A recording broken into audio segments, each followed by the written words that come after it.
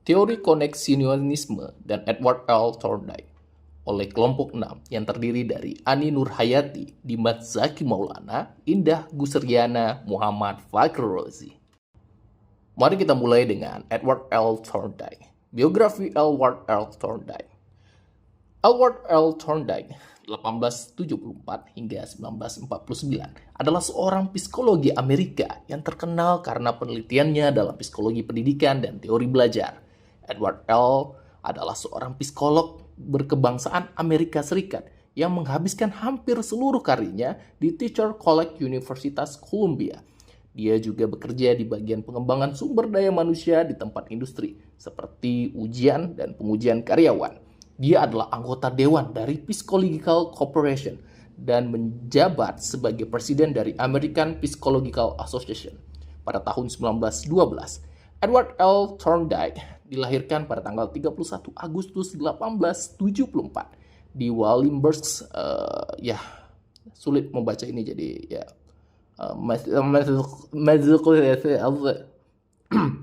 Thorndike lulus dari The Roxbury 1891 di West Roxbury, Massachusetts dan Universitas Wesleyan 1895.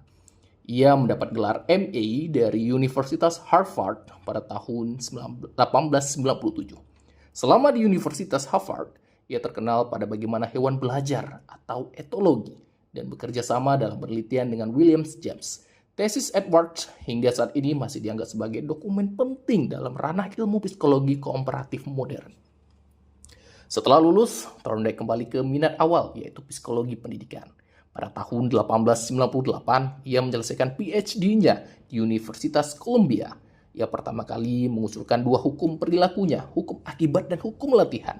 Dalam disertasi doktornya yang diterbitkan pada tahun 1911 sebagai kecerdasan hewan, ia menganggap perubahan adaptif dan perilaku hewan sama dengan pembelajaran manusia dan menyarankan bahwa asosiasi perilaku koneksi dapat diprediksi dengan penerapan kedua hukum tersebut. Hukum akibat menyatakan bahwa respon perilaku yang paling dekat diikuti oleh hasil yang memuaskan, kemungkinan besar akan menjadi pola yang mapan dan terjadi lagi sebagai respon terhadap stimulus yang sama. Hukum ini menyatakan bahwa respon terhadap rangsangan yang menghasilkan keadaan yang memuaskan atau menyenangkan dalam situasi tertentu lebih mungkin terjadi lagi dalam situasi tersebut. Sebaliknya, respon yang menghasilkan efek yang tidak menyenangkan atau mengganggu atau tidak menyenangkan lebih kecil kemungkinannya terjadi lagi dalam situasi tersebut. Hukum latihan menyatakan bahwa perilaku lebih kuat terbentuk melalui hubungan yang sering antara stimulus dan juga respon. Kedua hukum ini kemudian direvisi olehnya pada tahun 1932. Thorndike menetapkan bahwa hukum latihan tidak sepenuhnya berlaku dalam semua kasus, sedangkan hukum akibat diubah menjadi pertanyaan bahwa asosiasi secara substansi diperkuat oleh penghargaan untuk perilaku yang sesuai. Selain itu, ia menyatakan bahwa asosiasi antara rangsangan dan tanggapan yang salah hanya sedikit melemah akibat hukuman untuk tanggapan yang tidak tepat. Konsep dasar teori konektivisme. Edward Thorndike, seorang psikologi terkenal, adalah pencetus teori konektivisme ini. Teori ini berfokus pada pembentukan hubungan antara stimulus atau rangsangan dan respon atau tanggapan. Sederhananya, belajarnya terjadi ketika kita mengasosiasikan suatu rangsangan dengan suatu tindakan. Eksperimen dengan kucing. Seperti yang saya sampaikan tadi, Thorndike melakukan eksperimen dengan kucing dalam kotak puzzle. Kucing-kucing tersebut belajar untuk keluar dari kotak dengan cara coba-coba, trial and error. Ketika kucing berhasil keluar dan mendapatkan makanan, hubungan antara tindakan mendorong tuas atau stimulus dengan keluar dari kotak atau respon semakin kuat. Ini mengilustrasikan hukum efek Thorndike atau respon yang diikuti oleh hasil yang memuaskan cenderung diulang. Hukum belajar Thorndike. Hukum latihan. Semakin sering suatu terhubung stimulus respon diulang, semakin kuat hubungan tersebut. Hukum efek. Respon yang menghasilkan konsekuensi yang memuaskan cenderung diperkuat, sedangkan respon yang menghasilkan konsekuensi yang tidak menyenangkan cenderung dilemahkan. Ringkasnya, Teori kognitivisme Thorndike adalah landasan penting dalam psikologi pembelajaran. Teori ini menjelaskan bagaimana kita belajar melalui pengasosiasian stimulus dan juga respon.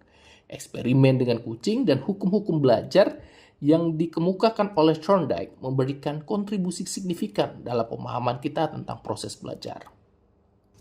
Kita masuk ke hukum-hukum teori koneksionisme. Thorndike merumuskan 3 hukum utama yang menjadi landasan teorinya, yaitu hukum kesiapan, hukum latihan, dan juga hukum akibat. Hukum-hukum ini menjelaskan bagaimana proses pembelajaran dan penguatan koneksi antara stimulus dan respon terjadi. Yang pertama, hukum kesiapan atau Law of Radiance. Hukum kesiapan menyatakan bahwa seorang cenderung melakukan tindakan jika mereka merasa siap, baik secara fisik maupun mental. Thorndike menjelaskan bahwa kesiapan mempengaruhi kecepatan dan efisiensi pembelajaran. Jika seorang siap untuk belajar, mereka akan lebih mudah memahami dan menerima informasi baru. Sebaliknya, jika mereka tidak siap, pembelajaran akan menjadi lebih sulit atau bahkan menghasilkan resistensi atau ketidaknyamanan. Contohnya, Bapak Ibu, penerapan hukum kesiapan dalam pendidikan adalah ketika seorang guru memastikan bahwa siswa memiliki dasar pengetahuan yang cukup sebelum memperkenalkan konsep baru yang lebih kompleks. Misalnya, dalam pembelajaran matematika, guru perlu memastikan bahwa siswa sudah memahami dasar-dasar penjumlahan sebelum menjelaskan konsep perkalian. Yang kemudian, hukum latihan atau Law of Experience. Saya nggak tahu pengucapannya benar apa enggak, tapi ya seperti itulah. Hukum latihan menyatakan bahwa hubungan antara stimulus dan respon akan semakin kuat jika sering dipraktikkan, dan akan semakin lemah jika tidak digunakan. Dengan kata lain, pembelajaran memerlukan pengulangan agar koneksi antara stimulus dan respon menjadi lebih kuat. Thorndike menjelaskan bahwa latihan dan pengulangan sangat penting dalam proses pembelajaran. Misalnya, seorang siswa yang terus-menerus berlatih menyelesaikan soal matematika akan semakin mahir dalam menyelesaikan jenis soal yang serupa, karena koneksi antara stimulus, soal, dan respon penyelesaian menjadi lebih kuat. Namun, Thorndike kemudian merevisi pandangannya tentang hukum latihan. Ia menemukan bahwa pengulangan atau latihan yang efektif adalah disertai dengan penguatan positif. Latihan tanpa hasil atau umpan balik yang memuaskan tidak akan memperkuat koneksi stimulus respon secara signifikan. Oleh karena itu, dalam pendidikan modern, latihan yang diberikan kepada siswa harus disertai dengan umpan balik yang bermanfaat agar siswa dapat memperbaiki atau memperkuat pengetahuan dan keterampilan mereka. Yang ketiga, hukum akibat atau Law of Effects. Hukum akibat menyatakan bahwa hubungan antara stimulus dan respon akan diperkuat jika respon tersebut diikuti oleh hasil yang menyenangkan atau memuaskan, dan akan melemah jika diikuti oleh hasil yang tidak menyenangkan atau tidak memuaskan. Prinsip ini mirip dengan konsep penguatan positif dalam teori behavioristik. Dalam konteks pendidikan, ini berarti bahwa penguatan atau rewards, hadiah atas tindakan yang benar, dapat memperkuat kebiasaan belajar positif. Sebagai contoh, jika seorang siswa mendapatkan pujian atau nilai tinggi setelah berhasil menyelesaikan soal dengan benar, mereka cenderung mengulangi perilaku yang sama di masa mendatang. Dan sebaliknya, jika mereka mendapat kritik atau hukuman, mereka mungkin akan menghindari tindakan tersebut. Berikutnya Bapak Ibu, kita bahas keunggulan dan kelemahan teori koneksionisme. Tentu dalam praktiknya ada kelemahan dan juga kekurangan. Teori ini sering juga disebut dengan teori trial and error. Dalam teori ini, orang bisa menguasai hubungan stimulus dan respon sebanyak-banyaknya, sehingga orang akan terbiasa berpikir dan terbiasa mengembangkan pikirannya. Yang kemudian keuntungannya, dengan sering melakukan pengulangan dalam memecahkan suatu permasalahan, anak didik akan memiliki sebuah pengalaman yang berharga. Teori ini mengarahkan anak untuk berpikir linear dan konvergen. Dan tidak hanya keunggulan, dalam teori ini ada beberapa kelemahan, yaitu teori ini terlalu memandang manusia sebagai mekanismus dan otonomisme belaka disamakan dengan hewan. Meskipun banyak tingkah laku manusia yang otomatis, tetapi tidak selalu bahwa tingkah laku manusia itu dapat dipengaruhi secara trial and error. Trial and error tidak berlaku mutlak bagi manusia. B. Memandang belajar hanya merupakan asosiasi belaka antara stimulus dan juga respon, sehingga yang dikembangkan dalam belajar ialah memperkuat asosiasi tersebut dengan latihan-latihan atau ulangan-ulangan yang terus-menerus. Yang kemudian yang terakhir, karena belajar berlangsung secara mekanistis, maka pengertian tidak dipandangnya sebagai suatu pokok dalam belajar. Mereka mengabaikan pengertian sebagai unsur pokok dalam belajar. Ya, kemudian kita masuk ke konsep belajar menurut teori koneksionisme. Yang pertama, ada motif pendorong aktivitas. Yang kedua, ada berbagai respon terhadap sesuatu. Yang ketiga, ada eliminasi respon-respon yang gagal atau salah. Dan yang terakhir, ada kemajuan reaksi-reaksi mencapai tujuan dari penelitian itu. Nah, berikutnya kita bahas implementasi teori koneksionisme dalam pembelajaran. Meskipun memiliki kekurangan, prinsip-prinsip koneksionisme memiliki relevan dan dapat diimplementasikan dalam konteks pembelajaran tertentu, terutama untuk pembelajaran keterampilan dasar dan perilaku yang memerlukan pengulangan dan penguatan. Berikut adalah beberapa cara implementasi teori ini dalam pembelajaran. Yang pertama, latihan terstruktur dengan penguatan positif. Dalam proses pembelajaran, teori koneksionisme dapat diimplementasikan melalui latihan yang berulang dan pemberian penguatan positif. Misalnya, dalam pembelajaran bahasa, siswa dapat diberikan latihan berulang untuk memahami tata bahasa atau kosakata terbaru.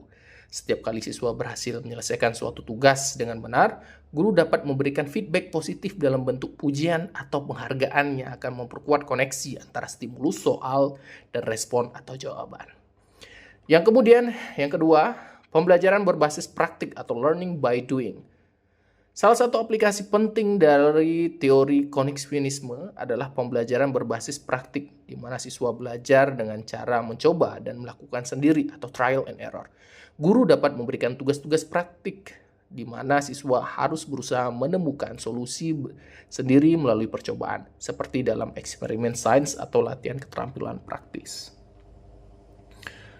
Dan yang ketiga, penggunaan metode rewards and punishment.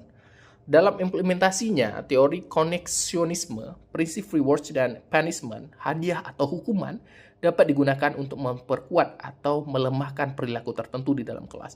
Jika seorang siswa menunjukkan perilaku yang diinginkan, maka guru dapat memberikan penghargaan seperti bintang atau juga pujian. Sebaliknya, jika siswa menunjukkan perilaku yang tidak diinginkan, guru dapat memberikan konsekuensi negatif yang diharapkan dapat mendorong siswa untuk memperbaiki perilakunya. Dan yang terakhir, aplikasi dalam pembelajaran keterampilan dasar. Teori koneksionisme dengan sangat cocok diterapkan dalam pembelajaran keterampilan dasar seperti berhitung, membaca, menulis, di mana pengulangan dan penugasan sangat penting. Misalnya, dalam pembelajaran berhitung, siswa dapat dilatih untuk menyelesaikan soal-soal matematika sederhana melalui latihan yang berulang dan mendapat umpan balik positif ketika mereka memberikan jawaban yang benar. Yang terakhir, pengaruh koneksionisme pada teori-teori lain. Menurut Thorndike, sebagai salah satu pendiri aliran tingkah laku, belajar adalah proses interaksi antara stimulus dan juga respon. Jelasnya, menurut Thorndike, perubahan tingkah laku itu berupa wujud sesuatu yang konkret atau yang non-konkret. Walaupun Thorndike tidak menjelaskan bagaimana cara mengukur berbagai tingkah laku non-konkret, tetapi teori Thorndike ini telah banyak memberikan inspirasi kepada pakar lain yang datang sesudahnya. Yang pertama, ada teori penguatan atau operance conditions oleh B.F. Skinner. Wih, keren namanya. Thorndike mempengaruhi B.F. Skinner melalui konsep penguatan dan juga pembelajaran berbasis respon, hukum akibat Thorndike, yang menyatakan bahwa perilaku yang diikuti oleh hasil positif akan cenderung terulang menjadi landasan bagi teori pengkondisian operan. Kemudian ada teori Gestalt kayaknya karena nyebutannya. Meskipun berbeda pendekatan, teori koneksionisme Thorndike mengundang kritik dan juga perbandingan dengan teori Gestalt. Gestalt menekankan bahwa pembelajaran terjadi dalam pola atau keseluruhan, bukan melalui asosiasi mekanis prinsip kepemilikan. Yang dikemukakan Thorndike yang menunjukkan bahwa hubungan dalam pembelajaran tergantung pada konteks atau makna, merupakan jembatan antara koneksionisme dan pendekatan holistik yang diusung oleh Gestalt. Yang kemudian teori konstruktivisme. Dalam beberapa aspek, teori konstruktivisme memberikan pijakan bagi teori konstruktivisme. Ya Allah, sulit kali penyebutannya. Bapak Ibu bisa langsung baca aja ini ya. Teori konstruktivisme yang dikembangkan oleh Piaget dan Vygotsky. Meskipun konstruktivisme lebih fokus pada bagaimana individu membangun pengetahuan melalui interaksi aktif dengan lingkungannya, ide bahwa pengetahuan berbentuk melalui koneksi-koneksi yang diasosiasikan dengan pengalaman belajar dimiliki akar dalam pemikiran Thorndike tentang pembelajaran sebagai respon terhadap situasi tertentu. Kesimpulannya, Bapak Ibu, wow, bayangkan saya ngedit motion graphic 26 menit dalam waktu 1 malam. Kesimpulannya, makalah ini membahas teori konektivisme yang dikembangkan oleh Edward L. Thorndike. Teori konektivisme menjelaskan bahwa pembelajaran terjadi melalui pembentukan asosiasi antara stimulus dan juga respon dengan dua prinsip utama, yaitu hukum pengaruh, law of effect, dan hukum latihan atau law of experience. Melalui eksperimen dengan hewan, khususnya kucing dalam kontak teka-teki, Thorndike menunjukkan bahwa pembelajaran bukanlah proses melibatkan pemikiran rasional, melainkan lebih bersifat mekanistis yang berakar pada pengalaman dan juga pengulangan. Kontribusi Thorndike terhadap psikologi pendidikan sangat signifikan karena ia membuka jalan bagi pendekatan ilmiah dan dalam memahami proses belajar. Prinsip koneksionisme tidak hanya menjadi dasar bagi teori pembelajaran lainnya, tetapi juga menginspirasi praktik pendidikan modern seperti penggunaan penguatan positif dan metode perulangan dalam pengajaran.